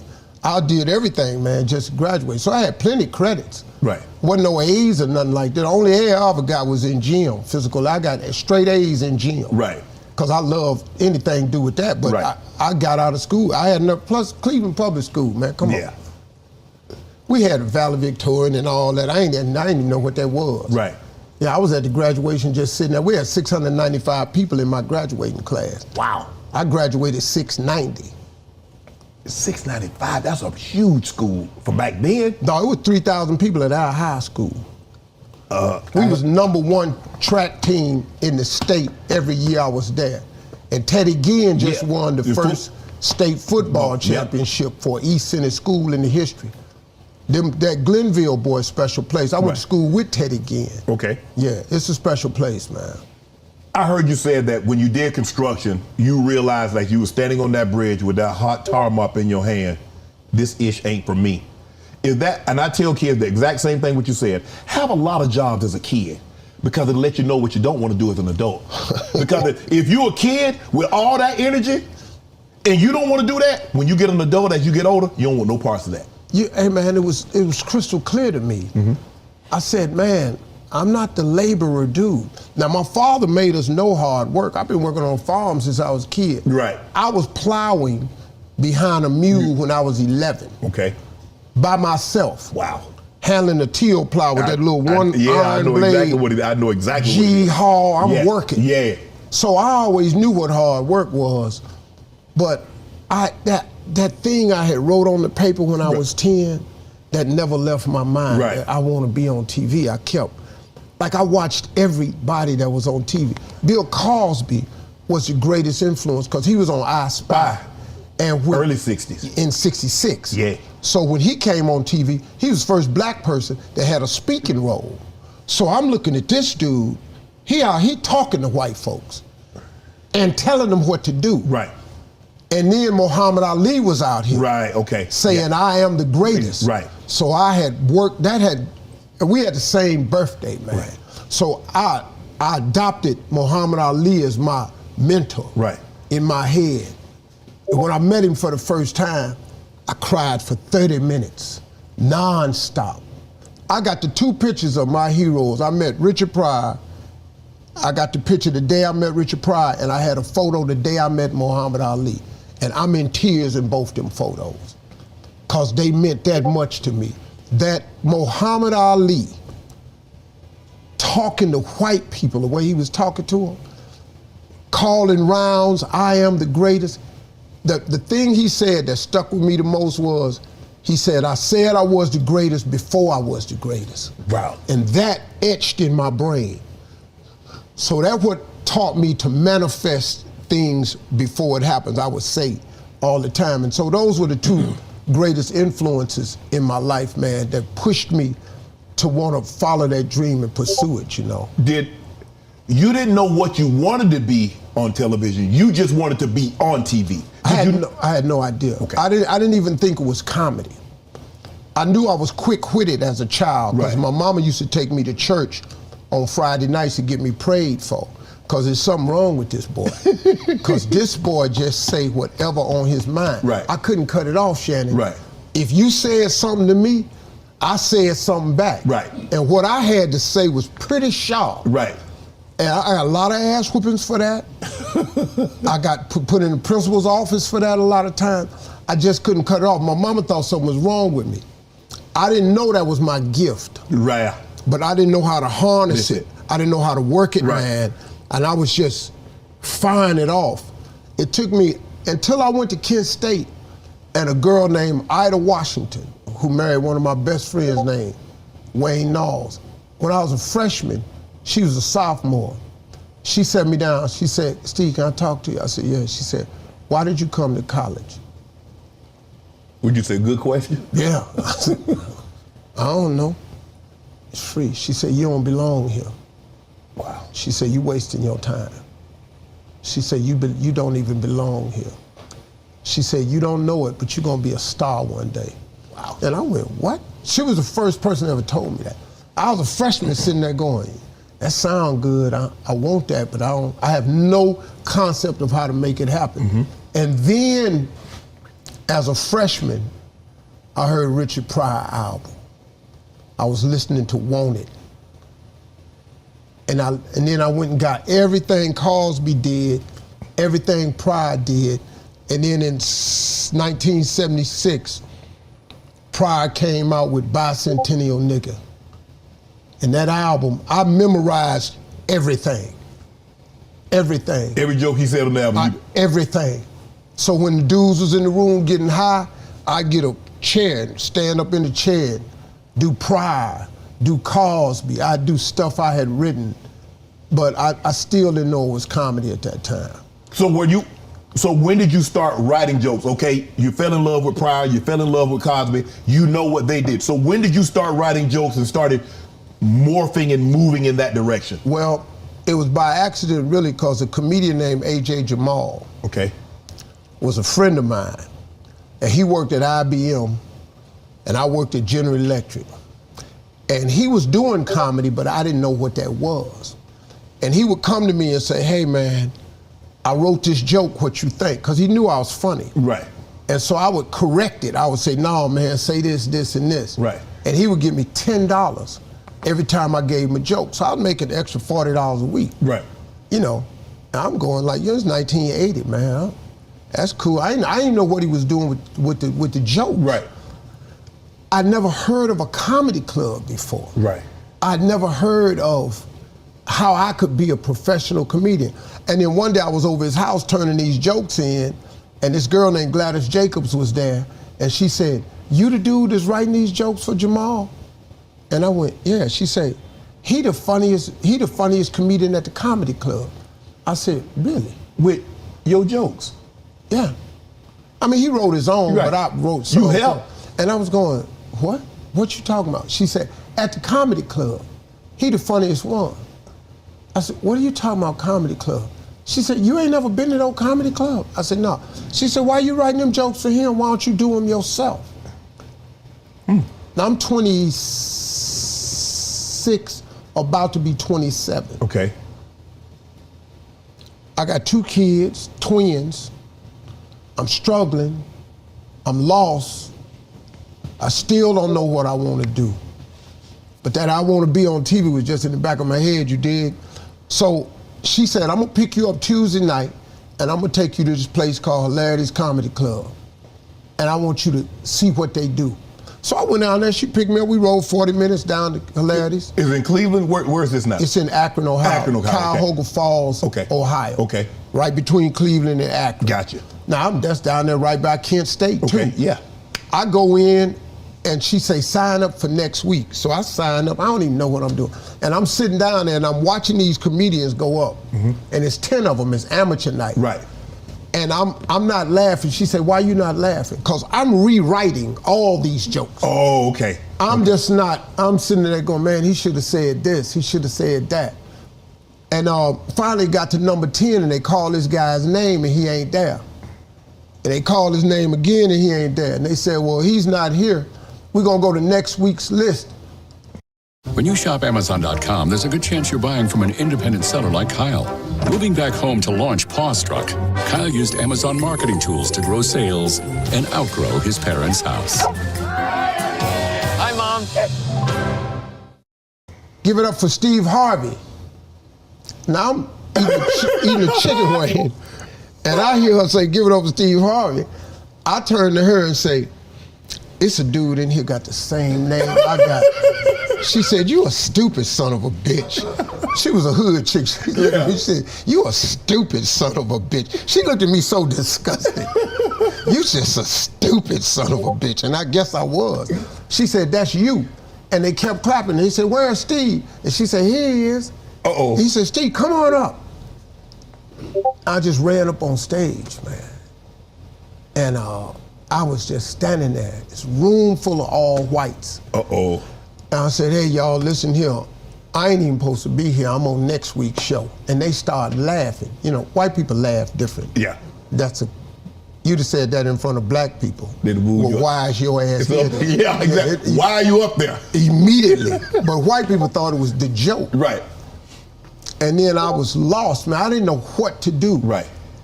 She said, tell them about when you was boxing. She just hollered out. So I was telling her on the way down about this dude named Bernard Taylor that I had fought at Golden Glove. And it was a big dude, and it was a whole joke about how he had punched me one time. And he didn't have nothing but a left hook. He didn't have nothing but a left hook to the kidney. Right. That's all he had. Right. You could whoop his ass the rest of the fight. But if he got that left hook in, he was gonna crumble your ass. Right. And he got it in. And I imitated how he got in the ring because he was pigeon-toed. These white folks was dying laughing. So they got a laugh, and then I said, well, man, I got a laugh. Let me keep telling jokes. So I wrote another joke for Jamal that I hadn't sold him yet. Right. And back then, I can't do this joke now, but it was a joke. This was 85. Right. It's a joke about AIDS. Right. Which was perfectly acceptable back then. Nobody knew the horror of it. It hadn't quite. Okay. So I did this joke, and they was dying laughing. Horrible joke. Completely horrible. Right. Distasteful, everything. Knowing what you know today. Right. But then, died laughing. I walk on stage, they bring all 10 of us back up. They have a clap off. I win the clap off. I win $50. You hooked. An agent came up to me and said, man, how long you been doing this? You've been at this about 3 years, huh? I said, yeah. Say, I looked right at him and lied. I ain't had no problem. I got the $50. I'm driving home 40 minutes. I'm crying the entire ride home. Right. Gladys looking at me, she said, what you crying for? It ain't but $50. Right. I said, you don't understand. Right. I went to work the next day and quit my job with $50. So that was the moment that you said, okay, this is what I want to do with my life. I ain't got nothing else. This was the brightest light bulb ever came on for me. That light bulb had never switched on better for me at nothing. Lincoln Electric, General Electric, carpet cleaning, rib joint, Amway products, Shackley products, Dick Gregory Bohemian Dye, A.L. Williams Insurance, Commonwealth Insurance. I had all these jobs. Right. The light bulb went off. I was born that night. And I went to work the next day and quit my job. Came home and told my mama I quit my job. She tried to talk me back into it, told my brothers. They said, man, you crazy. Created a lot of problems with my ex-wife. That wasn't her fault, man, that was me. I shouldn't have been nobody's husband at 24. I made a lot of mistakes, right? But I told my father, and my father again said, well, boy, if you think you can make it, go ahead. And so that was it, I struck out. You lucky, because a lot of fathers back then, it was like, if you went to school, you did school and you came and did what the father did. Yeah. Or you dropped out of school and did what the father did. Yeah. Your dad was very unique, Steve. I don't know if you realized it at the time, but you probably do now. Yeah. He encouraged you to follow your dreams. Because my daddy was funny, man. He told me one time he came to see me, I was selling out arenas. You know, my father told me, he said, boy, I could have done this shit you doing, I'd have did it. Look at you. My father would cry all the time. Look at it, he'd come to shows, man. My mother never saw me live because my mama was saved. Right. She didn't want to hear me cussing. Yeah, can't cuss. My daddy, he came down there for the cussing. My daddy was down there cussing with me. My father. So, go ahead, finish your story. My father was a front row one time in Mississippi at the DeSoto Center. He came to see me, him and my brothers. And he turned around, they was laughing. And this lady said, you laughing real hard at this show. He said, You know who the fuck that is up there? That's my boy. I made that motherfucker right there. That's my little motherfucker. That motherfucker come out of these here. I said, this motherfucker down here. That was my father, man, was a hard-ass cat. But he was the one that encouraged me the most, man. He did. I'm looking at guys like Samuel Jackson and Morgan Freeman. Samuel Jackson found success at 40. Morgan Freeman was 52. You was almost 40. You said 38 when you got your big break. Yeah. Do you think that really helped you because you didn't have success so early? It made you appreciate the trials and tribulations that you had gone through to get to this point? You know, it really did, man. See, the thing I learned is gifted people, God almost runs you through the furnace with your gift before he allows the gift to manifest itself. Okay. Like you. You had to go through all the different levels before you became a pro. Correct. And it made you appreciate your career. You Absolutely. worked hard. Yes. Your ass was a dog, man. You came to every practice, everything, because you appreciated it. Yes. If he had gave you that at 18, you'd have messed it up. Right. If he'd have gave me this at 30, I'd have ruined it. It's no way I could have this much success, these checks at 30. I'm telling you right now, I would have used all my powers for evil. Oh, dog, ain't no way in the world. I would have been abusive. It's no way. Right. The women that I would have gone for, Right. in my thin, well-built, broke-ass life, if I had any money to go with that, if I could have got the haircut I could afford to get later on, Right. if I could afford the wardrobe I could afford then, oh, Lord have mercy. I would have ruined it. I would have taken it and thrown it out the window. But he shaped me. He took all these years to gather me. He let me live in that car a little over 3 years. Right. Now, I had learned the lesson when I was homeless. I was good. Right. And I told him, I said, hey, God, I'm good, you know, I got it. I don't know what you're trying to tell me, but trust me, I got it. It's He working. said, Whatever "No." you try to tell me, you got my undivided attention. Yeah, but he said, no, a little bit longer. Yeah, I gotta keep you in this furnace a little bit more. When you're living in the car, besides obviously you're living in a car, but what's your lowest? What you like, damn, where did I go wrong? Should I have done this? Should I have said, where did I go wrong? What's your lowest? Pensacola, Florida.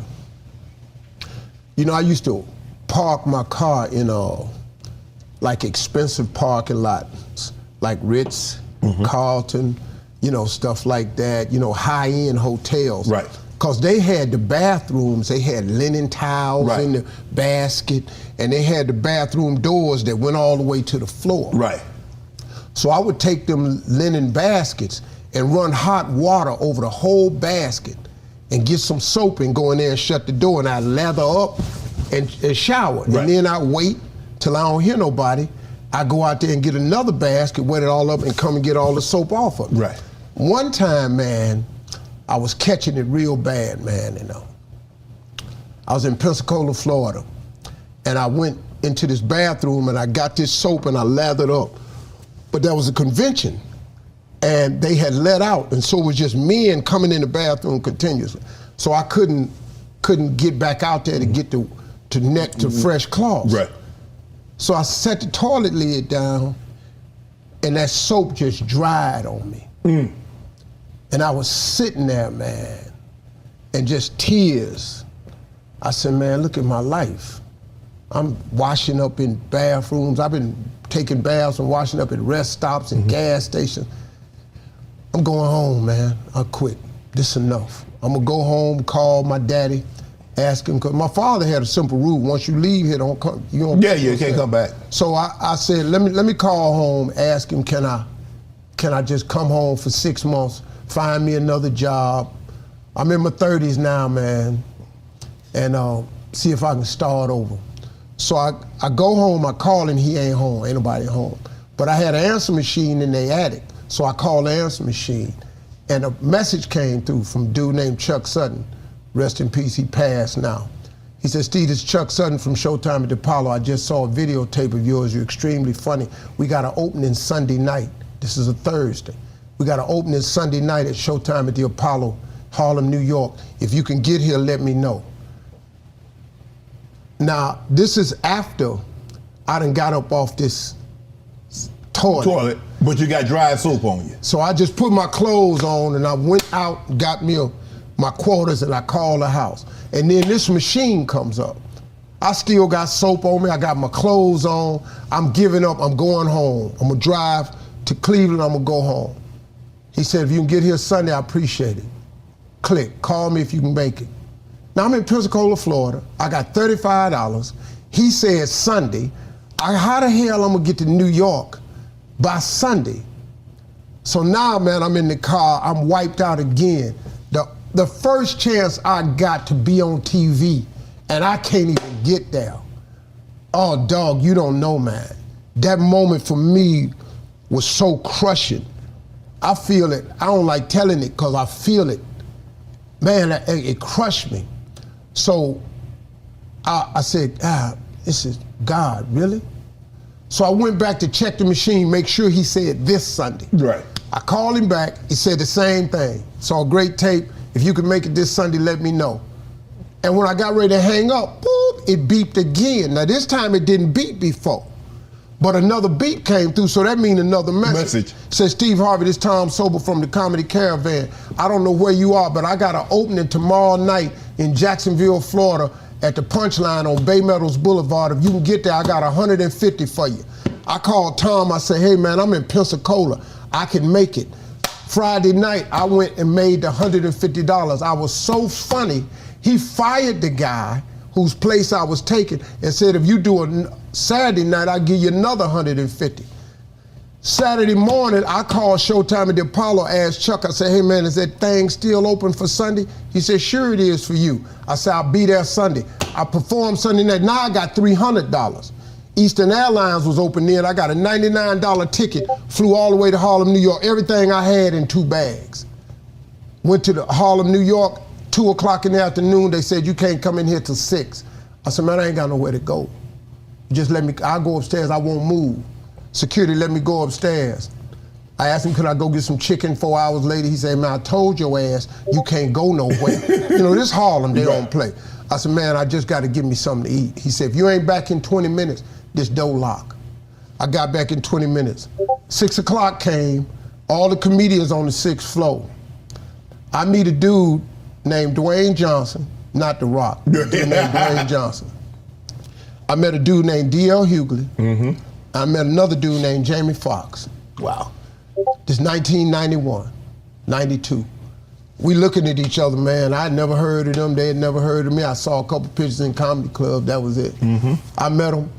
We started going on stage with 6 comedians that night. All of them got booed off. But when they started booing Jamie ass started singing. And they won their ass back. I had never seen that. I had never seen the Apollo audience stop booing before. Right. Jamie Foxx started singing. I said, man, who is this dude right here? And then he went back to the jokes and they got his ass.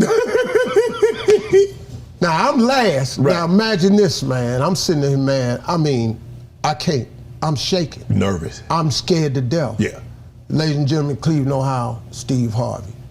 I went out there, I had just wrote this joke about Mike Tyson getting in a fight with Mitch Green. Yeah. And Mitch Green was talking and then the eye took over. Right. And I had just wrote that joke and I did it for the first time on Showtime at the Apollo. Them black folks tore that place up, hollering, laughing. I got a standing ovation, walked off. 2 weeks later, they said, would you come back again? I went back. 2 weeks later, they said, Mark Curry's missing.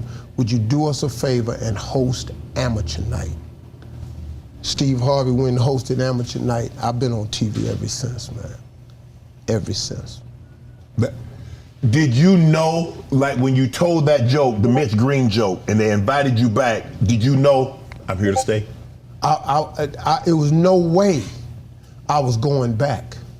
I was so ready the second time. I wrote a set the second time that I thought was funnier than that. They was just waiting on that Mitch Green joke. Right. I put a plastic shower cap on my head. I was doing this thing about why they always go get the black dude at the fire with the shower cap on to explain what happened. Right. They laughed at that, but they were waiting on that eye joke. Do the eye. No problem. Let me get that. I moved that eye joke right on up. Right. I did that eye joke again. They ass fell out again. And that was it, man. I was, and then Chuck Sutton said, hey, man, it's between you and a few other people. We're considering making you the permanent host of Amateur Night. I did that for 1 year. I was so good, they said, hey, man, would you host the entire show? And I said, yeah, but I said under one condition, you had to get rid of all the warm-up acts. I'll stay out here on this stage and keep the crowd warm between acts and everything. And they let me do it. Because Apollo was a dangerous place, man. Yeah. The first year I had a warm-up act, he would go out there and they would get pissed. I would hear them booing and stuff. Now I got to go back out here and resurrect this dead-ass crowd, right? So I just started doing it all myself. And I stayed on TV, man. So, we're going to get back to that. Is that kind of why you do the way you do at Family Feud? Bro. Because I noticed, like I said, I haven't seen a whole lot of behind the scenes, but it's like you impart life lessons on the audience. That's comes from when I was homeless. Mm-hmm. I was so distraught at one point, I cut a deal with God. I said, God, if you let me make it when I get there, I'm gonna tell everybody who it was, and I'm gonna tell him about you. So whenever we go to commercial break, I try to give people that come see me, instead of a laugh, I try to give them something. Right. Just something. And I'm old enough, man, that I done a lot. Right. I try to give them something. And at the end of the show, everybody called it church. I had this moment. Now at the end of the show, it's just all about the Creator and what He's done and how you can have a relationship with Him and stuff, you know. And like, I ain't no minister, you understand? At best, I'm entry level. I've been practicing entry level Christianity for a long time. Right. Because I found out I didn't do good at advanced Christianity. Ain't no need of me doing that. I'll still slap you. You understand? You can't get up in my face but for so long. Right. I still cuss, I shoot dice, I drink a little cognac, I smoke cigars, and I gamble. Now, I don't think that's all Christian-like, but when I'm in Vegas, you know, I'm trying to win my ties, so. You know. Now when you tell the Lord, hey, I'm out here, I'm trying to win or something, Lord. That 10% is strong. My 10% is strong, dog. Right. So I try to shake them loose. Right. A little bit. The Steve Harvey Show comes. Yeah. How did that come about? I was on radio in Chicago. I had finished up this show on ABC called Me and the Boys, which got canceled. The highest rated show in the history of ABC to ever get canceled. I finished the season number 21 out of 144 shows. But this dude, Matt Williams, I think his name was, who had the TV show Home Improvement with Tim Allen. Yes. He had a deal where if his show finished in the top 10, he could get the time slot after him. And that was my time slot. So they took me off TV. And they gave me a pretty large holding deal after that. They don't do them deals no more, but they gave me a pretty large holding deal. And I went and bought a house with my holding deal because I figured if Hollywood, I'd at least be a homeowner. Right. I bought my first house. My first house I bought was in 95. My first house was $1 million. And in 95, for me, that was like crazy. I didn't even go to the bank. I just cut the deal. I took my whole holding deal, $400,000, and gave it to a developer that was building the house. He finished the house, and then I worked it out with him. That's how I bought my first house. And so I was going somewhere with you, but Steve Harvey, you started. Yeah, I bought my show, and then I was doing radio in Chicago, and they called me and said, we have a show idea for you. And they flew me out to LA. This is my second show. And they said, we want you to be a music teacher at this school, and your best friend is gonna be this dude named George Wendt. And George Wendt played on the show Cheers. He was the mailman, Norm, at the end of the bar. He said, you guys would be great together. Well, I ain't know him. But I had met this dude in 1989 named Cedric the Entertainer. Right. Who had came through this comedy club I was gigging at one night. And I thought Ced was just the funniest dude I'd ever seen, man, in my life. And so I said, well, I do the show, man, but I want y'all to look at this guy named Cedric the Entertainer. They said, we've never heard of him. Okay, but y'all need to talk to this dude. So the dude George Wynn said he wanted to do the show, but I didn't know him, nothing against him. Right. I just didn't know him. And I'd been on TV once and y'all took my show, so I figured like this, next time I'm gonna do a show, we're gonna do it my way. Right. And so I said, so they bought Ced out, and they liked Ced, but they said, but he's not as famous as Norm. I said, but let me ask you something, man. Well, who really looked like he'd be my best friend? I'm finna be roommates. Why would I be roommates with this dude from Cheers? I wouldn't even do that. Right. So they was debating. I said, I tell you what, here the deal. I either get Ced the Entertainer, I'm gonna pass on the show. I was scared when I said that. Because I didn't really have that kind of power yet. Right. But that's how strong I felt about it. So they said, we'll give him a try for one season. We did 145 episodes. That one season turned into a syndicated show. Wow. Ced the Entertainer, man, funniest dude I've ever sat with in my life, man. And then you ended up having a situation where you do the Kings of Comedy. You, Ced, Bernie Mac, DL. How did they put that? How did they put that together, Steve? How did you guys come together and says, okay, DL, Ced, Steve, Bernie? See, the first year it was just me, Bernie, and Ced. Okay. And that was rough, man. And this kid came up to us named Walter Latham, 26 years old, and said, hey, man, I want to create this thing called the Original Kings of Comedy, and I want y'all three to be it, and we only gonna do basketball arenas. And we looked at him and said, we're gonna do what, dog? He said, we're gonna do basketball arenas. I said, dog, we can't sell out no basketball arena. He said, no, I've been looking at Polestar. All y'all, all three of y'all, can sell out 5,000 seats by yourself. He said, if I put y'all together, we gonna sell out basketball arenas multiple times. So three of us were sitting there talking about it, and we said, man, this dude crazy, man. He can't do this right here. So he said, I got a sponsor, Crown Royal. He said, we're gonna guarantee y'all X amount a night. It was like $250,000.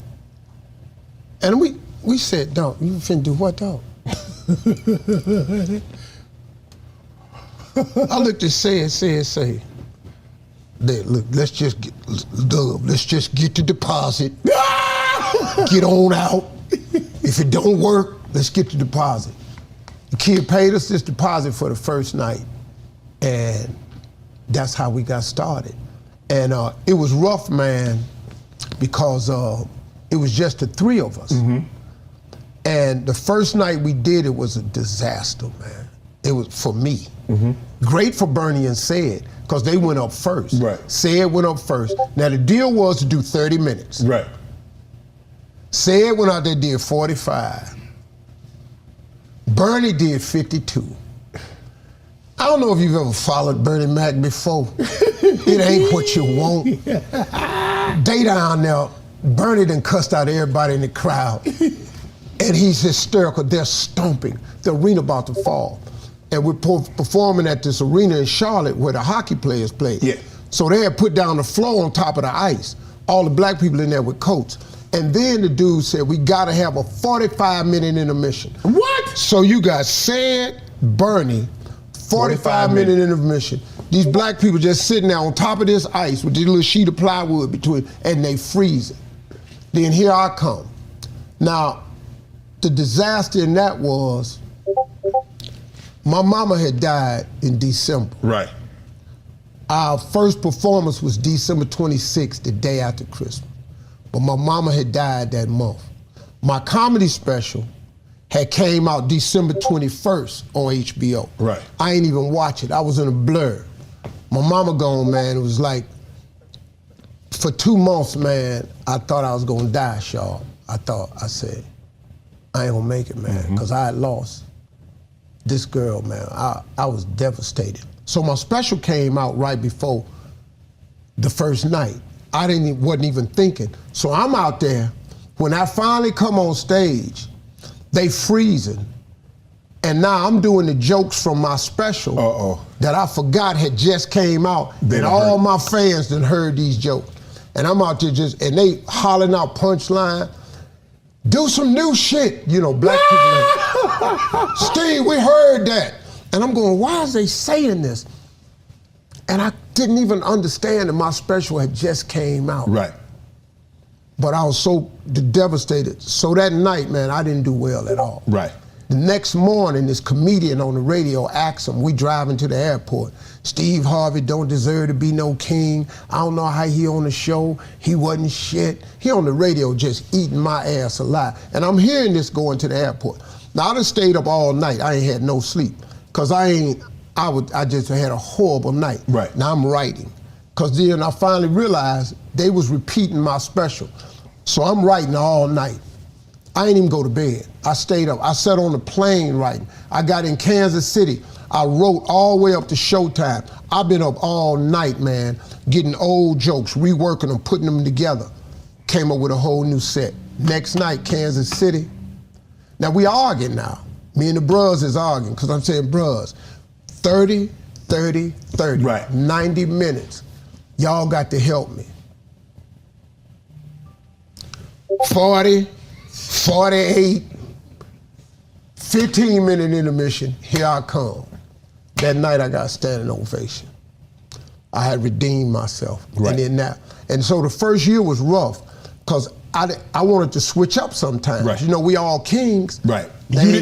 You wanted to go first, maybe go first sometimes, go in the middle. Hey man, let me sit in the rocking chair. Right. Let me be second. Right. Bernie sat in the rocking chair. And I went, man, because you got Sid, warm up, Bernie in the rocking chair. You closing behind these dudes is rough. So that's where we had our little... Is that where you and Bernie butted heads? That was our only odds. Because man, y'all got to give me a chance to win too. And they ain't never want to switch. So the whole year, we did that. And then we brought in Guy Torrey, and Guy Torrey hosted the show. Next year, he added DL.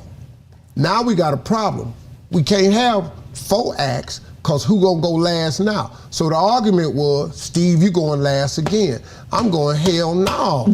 No, man, we all getting the same check. You're a business owner who's stuck at 6 figures.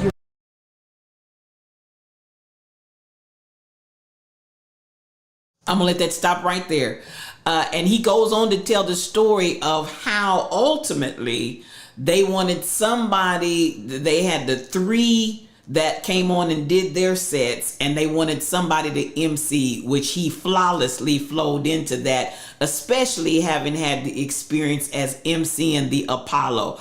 So I wanted to show that. That's the first hour. That is in my Discord for anybody that would like to see the rest of the interview. It's a 2-hour long interview. But I tell you what, I feel like if you've never had inspiration before by watching and listening to somebody's journey, Steve Harvey is one of the best lives to follow, to see how God can take something that he's given you and take you through a journey and take you all the way from the bottom to the very top. Oh, this is excellent.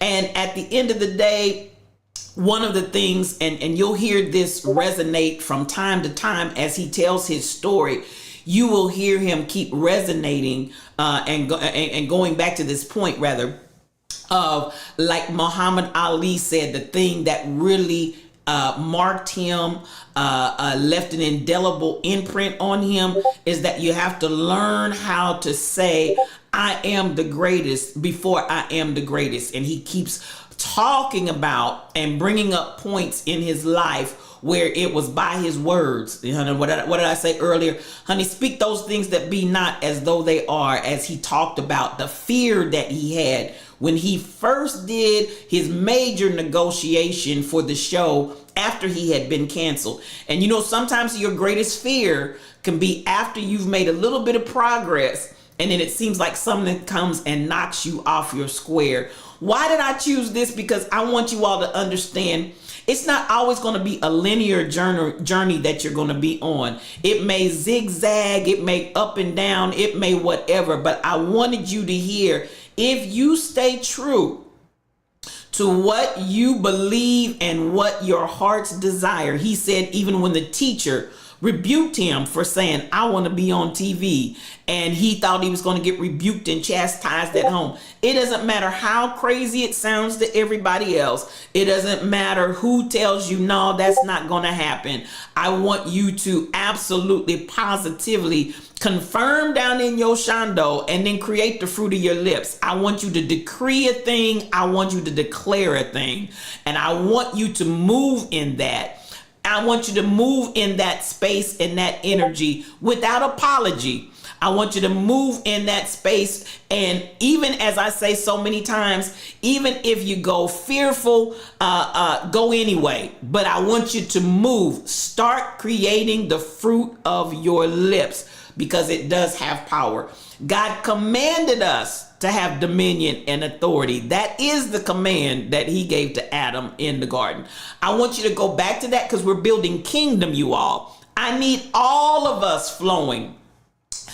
Even as Flirt put us on a path this morning with sharing his testimony, for those that came late, how his microwave blew up, the house caught on fire, he got burns over his body, but he continued to listen to the lion's den. And even so much so that the EMT is like, who is STL? And has journeyed after surgery, going through the healing process now. And this morning coming back in, he set the stage for conversation, for energy here today.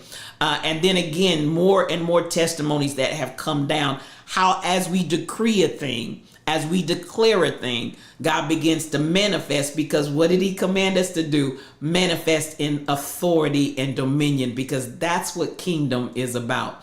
Now, I appreciate everybody that's in here. I hope everybody enjoyed what we brought today. I love me some Steve Harvey, cussing and all. And I hope you all can understand that doesn't matter.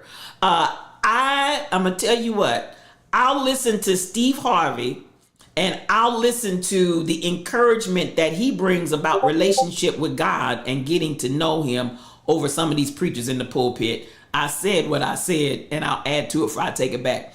Now, with that genuine heart and with that genuine story, I want you all to leave out of here today empowered. I want you to leave here with power in your ability to have dominion and authority and begin to move in kingdom. This is a Fresh Start Friday. I love every last one of y'all. BTD Mom, I see you. KB Brown, Z Lady C, Honey 41, Joanna G, DJ Rollum. I'm glad you enjoyed it, DJ Rollum. I hope everybody did. Everybody needs to understand God does. Let me read that correctly. God, absolutely, a sense of humor. I agree with you, DJ Roland, because I have a tremendous sense of humor, and it came from God. I can testify to it, and everything I got in me, God put it in there. So this sense of humor that I have, and the people that I am attracted to, all of them have sense of humor, because that's who I am and that's the way I flow. Matter of fact, you get too staunchy and don't have any sense of humor, I love you, but I'm gonna love you from a distance. Something about that sense of humor brings a whole different level of relaxation to the environment, and I absolutely love it. Shelly Thunder, I love me some you. To my moderators, I know I'm a little bit over. The Rebel Inc. is actually in a raid train right now, and so we're going to go over and we're going to raid her. I think she just started. No, she started at 8. She started at 8. I don't know if I missed her or not. But she is on All Hail the Queen's raid train, which is going on at this moment. Shelly Thunder, Michelle Brown, I appreciate you all for being in here. The story of Balaam arguing with the donkey shows God's sense. Oh, absolutely, KB Browns, absolutely. So we're heading over there. Awesome. We're heading over there. That being said, I pray that this day, go back and watch it on demand. I want to say to Stirs the Soul, you set our souls on fire. And for the journey that you have come through, Shadrach, Meshach, and Abednego in real life. And as you have stood your ground, no meds, and as you have testified STL and the Lion's Den, even to the EMTs as they were treating you for healing. I just got to say, I love you. I love you. I love you. And God has his hand all over you. Get ready to go because great things lie ahead. Again, we're pioneers in here. We are pioneers in here. So pay attention. Like Jamie Foxx said, Ray Charles, don't y'all just be playing anything. Don't y'all just be making mistakes and hitting all kind of sour notes. Pay attention and practice that thing and get it to perfection. We out of here. I love you. I absolutely do. Come on.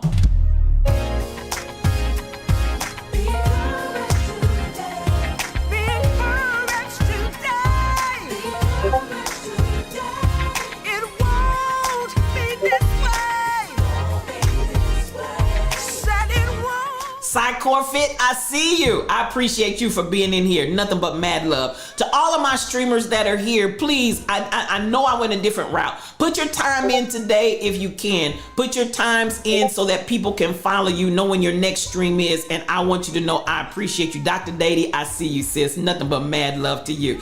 Now listen, this has been another edition of Yes You O Cubed. What does O Cubed stand for? One-on-one, because it's just me and you. And I am the spiritual thought leader, Regina L. Stillman, welcoming you on this pioneer journey because we're going somewhere. Now listen, I always say, be the change that you want to see. And at the end of the day, this pride, P-R-I-D-E, this Pride Alliance is relentless. You're going to hear us roar. It's us, you, me, we, all. And I want to say thank you to everybody that resub today. We're building something. I want to say thank you to everybody that gave roaring biddies. We're building something. To my moderators, the Rebel Inc., to Michelle Browno, to Shelly Thunder. Those are my blessed trinity right there. And I want y'all to give them that mod love that they automatically deserve. I want to give appreciation to my sis, yes, Regina Sims,